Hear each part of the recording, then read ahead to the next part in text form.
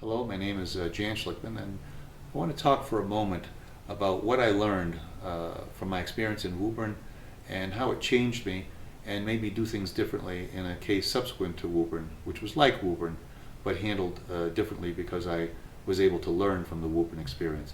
You see, Woburn was a war, and it was fought in a conflict paradigm. I thought that was the only way to do it, that I had to be the champion for the folks whose cause I had taken up. And in doing so, I thought that, like a war, there would be no quarter given or received, that it could consume all, and that was okay.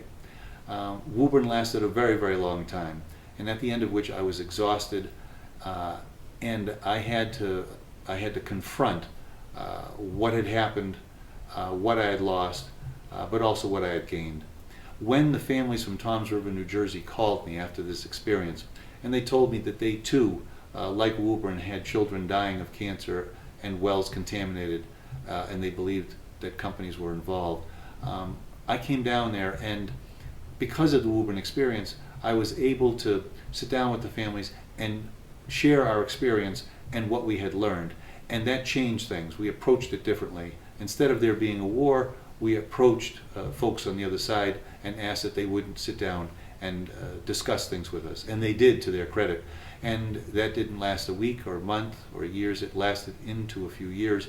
And through that process, we came to a common understanding that allowed us to resolve the dispute, to allow the families to have the economic tools to dig out of the rubble of that experience. So two environmental cases that were very much the same, but two different approaches.